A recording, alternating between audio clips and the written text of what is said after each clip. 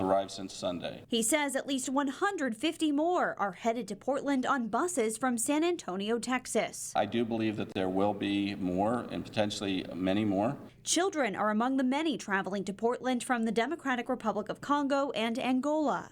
City leaders taking emergency action, opening the Portland Expo Center as a shelter with 350 cots arriving late Wednesday from the Maine Emergency Management Agency. The Preble Street Homeless Shelter providing meals for at least the night and next morning, and Maine Medical Center donating linens. Hundreds are sounding off on social media. Carrie writes, Portland is already struggling with homelessness, yet we open our doors for others. And Kimberly writes, welcome asylum seekers. We are glad you're here and safe. We should not see these people as a liability. Claude Verwanje moved from Maine to Congo more than 2 decades ago. Instead, we should see them as an asset. We have an aging state. I sit on the board of the chamber, and I know that every day when we meet, we hear people talking about the needs for workers. Rwanje founded a nonprofit that helps refugees, asylum seekers, and other new Mainers learn how to find and finance anything from school to housing. The surge of asylum seekers is raising questions about funding. We're trying to obviously lessen the impact on the city budget, but this is an emergency situation. Now, city leaders say they have reached out to surrounding municipalities for help, and so far, city manager John Jennings says he's only heard back from South Portland. The governor will be in town Friday to talk more with city leaders about what resources the state may be able to provide. So more on this week, family after family has been herded onto a bus and shipped out of San Antonio, Texas. We're told 39 families are going to other cities around the U.S., and 34 families are headed or are already in Portland. So that is nearly half of all these recent arrivals headed right to here. This morning I spoke with Jaleesa Izareri, who is a reporter at our sister station in San Antonio, where the asylum seekers first entered the U.S., and I asked her why Portland. Yes, it appears that in the translation process, Portland, Maine was their final destination. That's where they wanted to go. And from what city leaders told me, it's because they were planning on meeting up with other asylum seekers there. I'm not sure what the Congolese population is like in Portland, Maine, but it sounds like they knew people in that area and they wanted to be somewhere where they know people and that they could feel comfortable.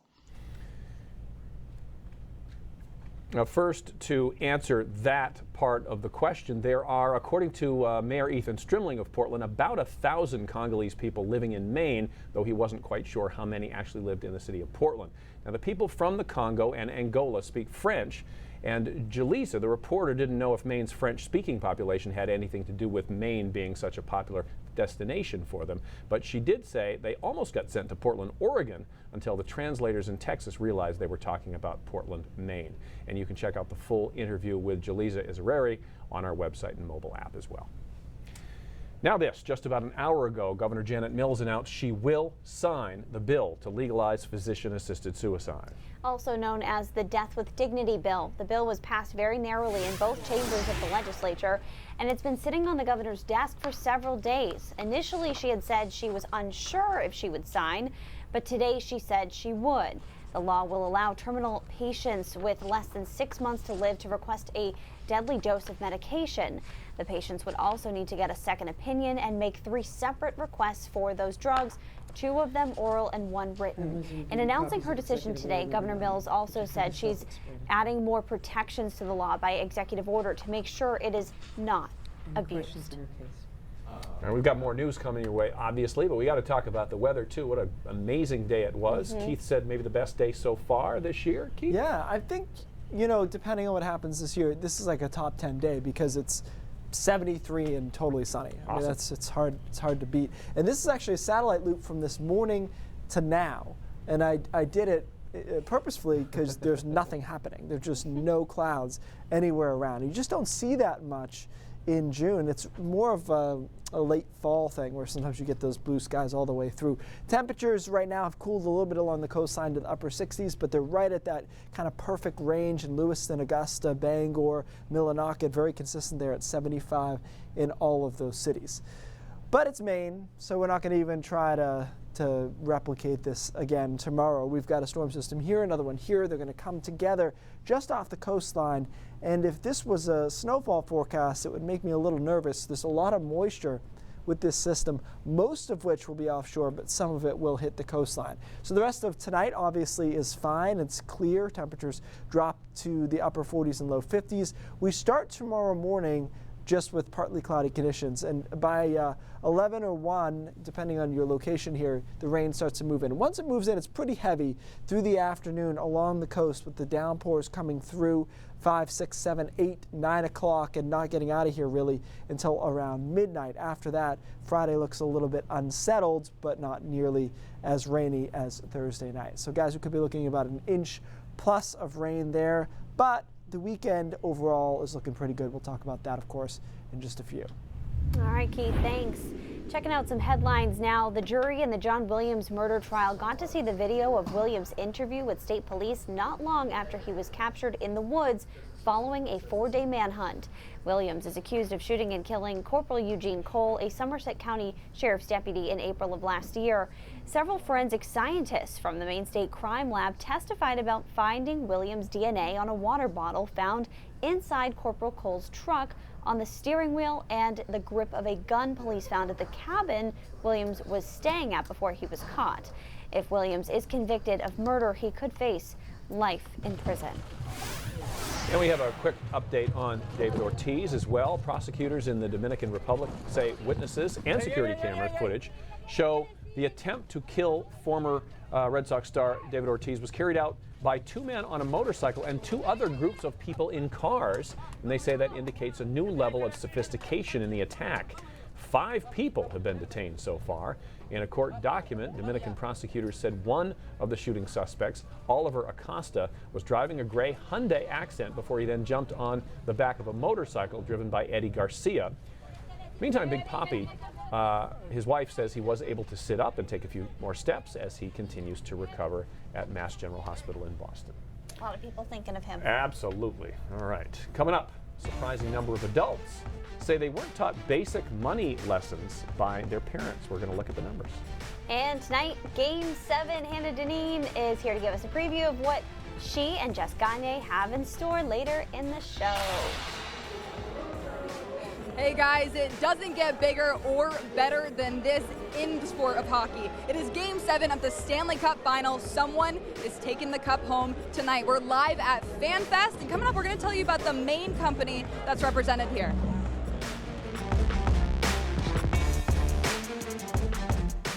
What is that? Yeah, that that's awesome. energy? Hey everybody. I will. Yeah. That's kind of standard operating at this point. Yeah.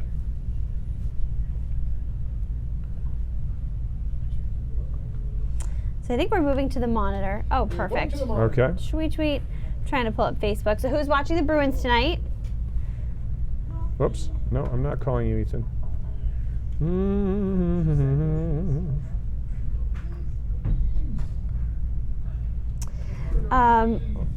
Lee brings up an interesting point. Thanks. ... You got to me just in time. Oh. Exclamation point. Smiley face. Lee, thanks for leaving your number. Lee says he wants to speak with a reporter regarding Portland taking in hundreds of people from the southern borders here in Maine, while disabled people like myself are on the wait list for low-income housing and told it will take years.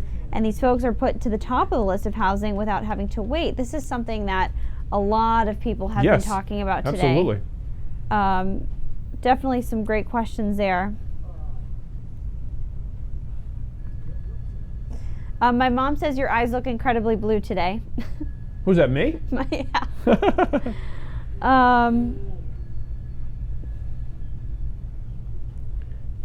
So, Jesse, there were some medical concerns brought up regarding the health status of the people who are coming here, and they got medical clearance when they were in San Antonio, Texas, before they came here. So there are nurses who are volunteering their time and helping with that intake process at the Expo Center, and they're going to be handling anything that comes up, but they got medical clearance in Texas before coming here. That's right. The woman I spoke to, the reporter I spoke to, said that's been extensive. You know, because there was some rumor that they had Ebola. Yeah. And they that said rumor was addressed that today. is not true. That they were screened. Yeah, they were screened very, very carefully in San Antonio.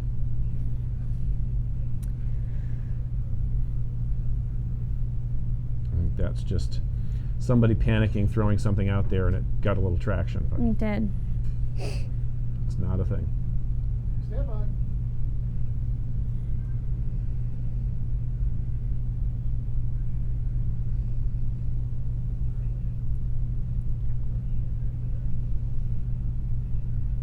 In a new survey conducted by creditcard.com, a quarter of adults say they never learned basic money lessons from their parents. Yeah, and the vast majority of people who did receive some lessons about this say they were taught first about savings, first and foremost.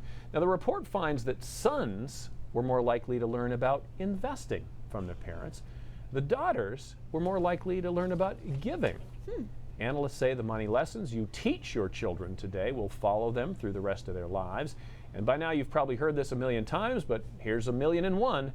Every dollar you save for retirement in your 20s could be worth $15 or more by the time you reach your golden years. So save, save, save. Now to a major recall from the Ford Motor Company. It's because of a suspension and transmission problem. Ford recalling more than 1 million Ford Explorers from model years 2011 through 2017. I know I see a lot of these on the road. The issue involves software problems with its rear suspension and transmission controls. If that's not fixed, it could potentially limit steering control. So far, Ford says it hasn't heard of any injuries reported because of this problem. And while they're at it, Ford is also recalling 125,000 F-150 pickups model year 2013 with 5-liter and 6.2-liter gas engines. These pickups are being recalled for a second time, also due to a transmission problem. All right, another quick break, then we're going to head to Boston to get you ready for Game 7 between the Bees and the Blues. And Keith's getting us ready for his forecast. That's coming up next.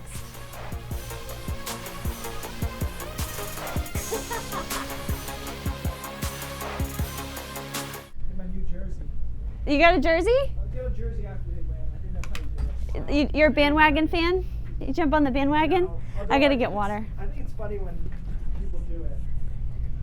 There was a brief period of time that the Hawks, they went on this like NBA record winning spree. They won 21 games in a row or something in Atlanta at the Hawks. And it was funny because all of a sudden people had like jerseys on and I'm like, Oh, "We've interesting. had that before." Here, I gotta go take care of something. I'm sorry, Hey, I was ignoring you earlier today, but I was so Ron, slammed in, did not think for the first time in my life I was going to make deadline. Guys, I straight up was ignoring you guys Keith today while he was I was talking to very me. hurt, actually. I'm so sorry. I literally was like, I don't even know what to do right now. You got it done? That's all But set. yeah. Craziness. These are the days that I feel very guilty for not getting the dogs outside. Yeah, it's real nice out. Yeah. Does Reese's like these days? He does. Yeah. Comes out there. He's a good puppy. He's a good dude. He's the cutest. His little snout, I can't even.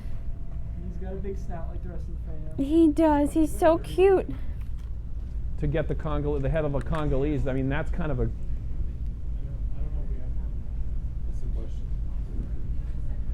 If we went to the kickoff campaign for Ethan tonight, we could get the head of the Congolese community. We should call Sebastian and Chloe.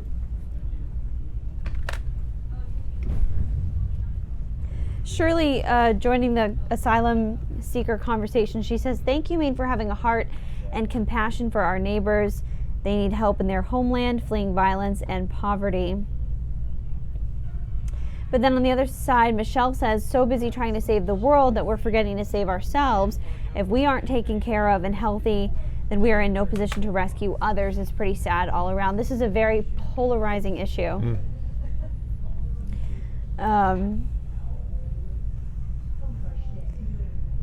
So yeah, I mean, it's just a very divisive issue.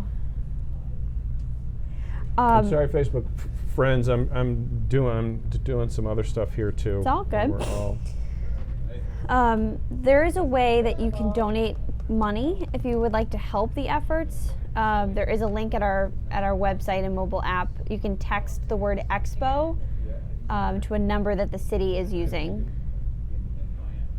The city said a lot of people have called asking how they can help.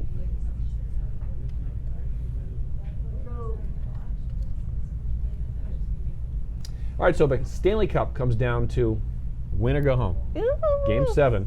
Bruins and Blues battling tonight. The game is right here, too, which is good. Very exciting. If that doesn't get you pumped up, maybe Jess and Hannah will get you pumped I up know there they will. in Boston, where we can feel the energy from here, guys, for the big game. We'll start with Jess. Jess, how are fans in Maine getting ready for this Game 7?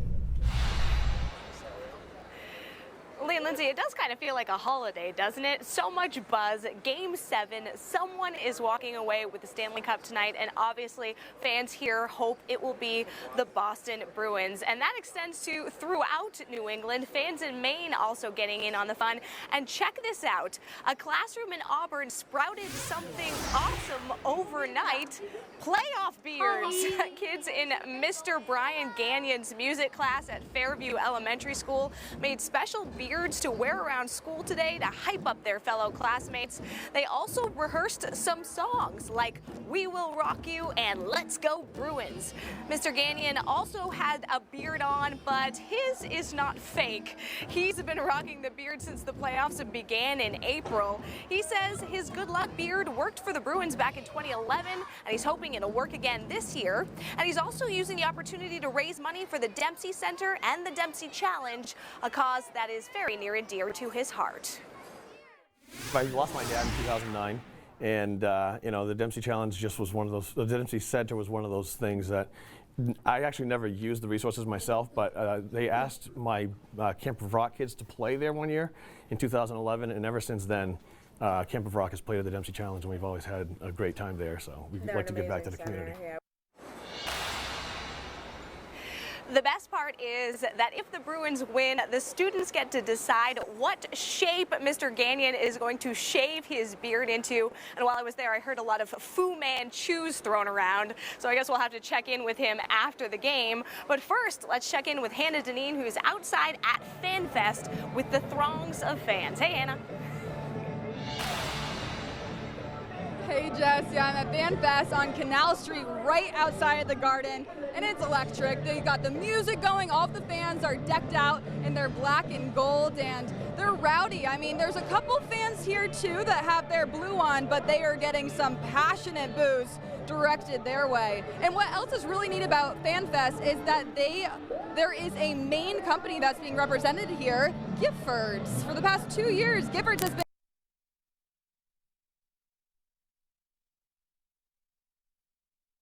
I hate when that happens. Darn it, me too. Live television. Sometimes even life can happen too. You scared our control room. I know, I'm sure I did. So we want to tell you what she was going to tell us about, though. This partnership she was talking about by the existence of the ever-popular Power Play Fudge. As described on the Giffords website, it is a crushed chocolate cookie in a bit of golden vanilla ice cream full of fudge-filled chocolate pucks. Yum. Crossed with a milk fudge ribbon. And the partnership between Giffords and the Boston Bruins is extra special because the Gifford family really loves their hockey. There's several of us within the family that are huge hockey fans. Several of us, or at least myself, I'm a hockey father as well now. And it's just something that we enjoy. It's a passion. And it's been a great thing for Giffords to be able to kind of connect with fans as well and sharing with them our passion for the team.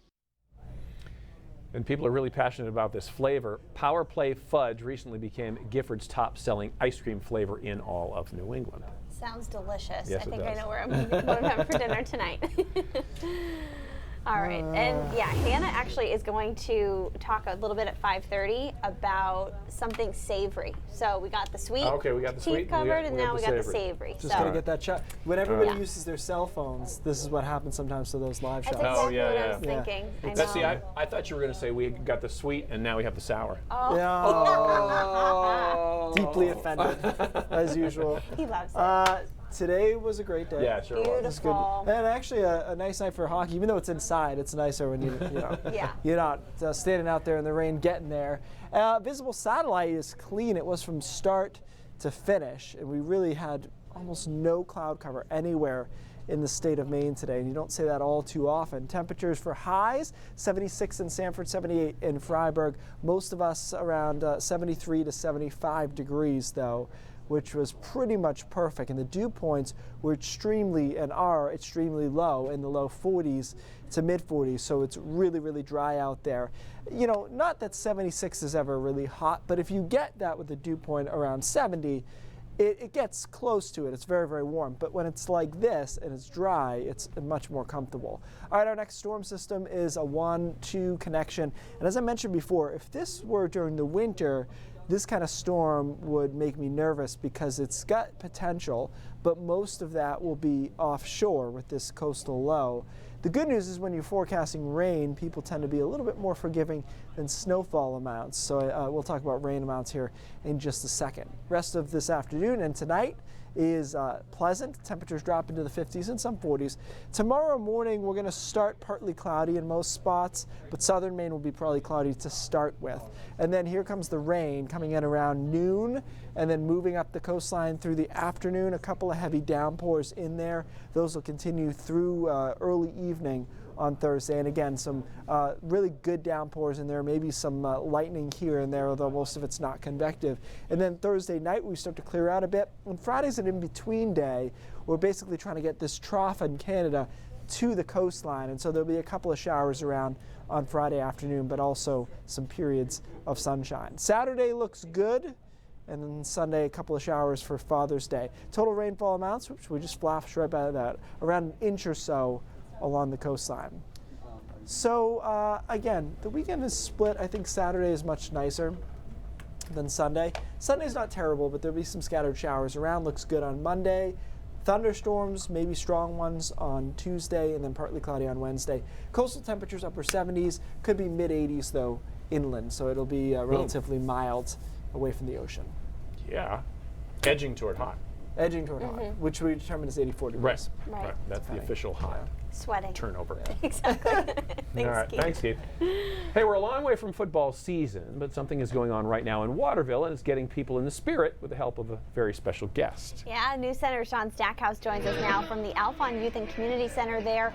And Sean, sadly, you might not be that special guest. We think you're pretty special, but we have a feeling Patriots fans are going to be really pumped when they hear who that person is today. I don't know if you can see the massive human in the David Pasternak jersey behind me, but it's Rob Gronkowski, and the former Patriots tight end, one of the greatest of all time. He's found his way right here to Maine. We are here at the Alphon Youth and Community Center, where later tonight they have a fundraising dinner, but today Gronk is taking the time to spend the afternoon with some local kids in the area. He's been doing a lot with them, so he's been running some drills, he's been teaching plays, but most importantly, he's been teaching that Gronk spike. No one does it better, but I'm going to have my reporter Jackie Mundry throw me a touchdown pass right here, and I'm going to give it my best shot. We'll see what I have. I don't think it's going to be that good. Yeah, not that great, but at least I gave it a shot. All these kids are even better than I am. No one can do it better than Gronk, of course. And Lee Lindsay, I think that I would really like to see both of you give it a shot. How's it work for you? I'll send it back. Happy to do it. No footballs around right now, but happy to do it. Tension relief, like, you know, if you're angry about something, you could Gronk, like I could Gronk spike the prompter controller. You know what? You should. You should do that. So many of you ask me what this is. That's what it is. Yeah. Now I have there's a do it chant going on in the newsroom. Do it is right. All right, hey, let's talk to Cindy, see what's coming up in the next half hour. Hi, Cindy. Hey guys, this past weekend there was a big fire at an old mill building. It was actually under renovations to become a museum, and some of the relics were already inside. We're going to take a look at the damage and tell you what can be salvaged. And imagine a world with flying taxis. We actually may not be too far from this. Uber is trying to make it a reality. Those stories and more, I'll head at 5:30. Back to you. Wow, That sounds thing looks awesome. really cool. Right? Just go up and over the traffic, no sweat. Sounds good to me. We could make it to the Stanley Cup Final in an hour. True. Not a lot of traffic in Maine. Probably tonight headed south there is some though. Yeah, just a bit. All right, we're back with Raindrops after this. Spike it right now. Do it. I have a friend who one of her like go-to moves at the bars when we were out of college was she'd take her shoe off and she'd Gronk spike it. It's just like any reason or just because she felt like it? just she would get like so pumped up and she would have to do something and that's what she would do. Yeah, That's better than like a glass bottle. Bottle, exactly. All right, so I'm joining you over here. Which one's tonight, Keith? This the bad boy right here? That's a convective into a Berg situation. Yeah. I've seen that. Yeah, I know it. In some of my studies, I've seen that. I'm like so thirsty today, it's unbelievable. One of many weird things that will happen. Yeah. I'm like, yeah, so I got the big old glucose test. My doctor was saying they tried the testing like a lemonade instead of the green or instead of the orange solution that you have to drink. Yeah. Because it might be better, but it didn't work. It wasn't like sweet enough, or people. It just the test didn't work. Yeah. It didn't yield results that they needed, or whatever. Yeah, I believe it's not very much at least. But. Yeah. Ooh, someone's email on the big yeah. screen. Whatever we have. What do we have? Okay. What's the story before? Oh no, we can do it quick. That's Yeah, that's cute. Sonia.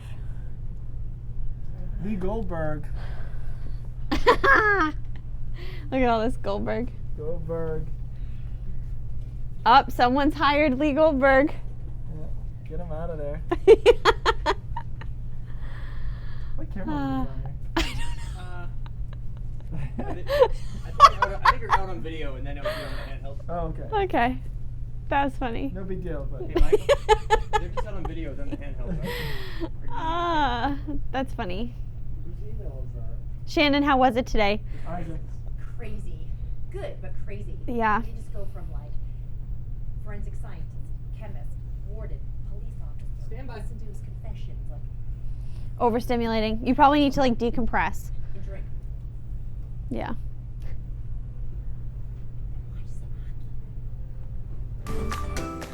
Cue the message in a bottle song, except this is the main version because this message was found in an Allen's Coffee Brandy bottle, no less. Thank you so much, Sonia, for sending this in Machiasport. Most of the messages you get from Allen's Coffee Brandy, you can't read on TV. No. Usually. Okay. Today's Brain Drops is a picture, but it's got a story behind it. It is so this is called an anvil cloud with a thunderstorm. There was a really cool one in Amarillo the other night, and see how that flattens out at the top. So to weather weenies, this stuff is like gold. Like I've seen just a few of these of this caliber in the Northeast. They're pretty rare here. They happen a lot more down south. So let's talk a little bit about what's going on here. Let me roll this on.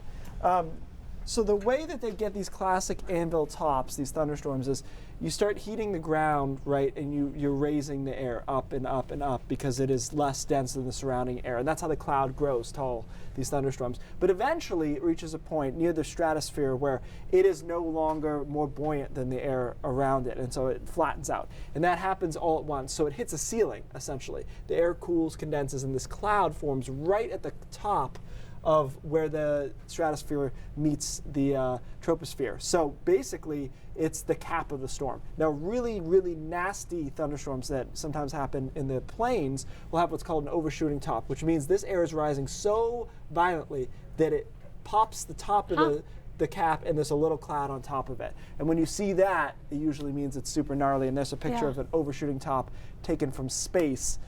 They do not really happen here. But whenever you see a thunderstorm like that with the anvil, that's because it's a thunderstorm underneath it and it's run into the top of the atmosphere. Very interesting. The more you know. News Center Maine at 5:30 starts right now. Bye, Facebook.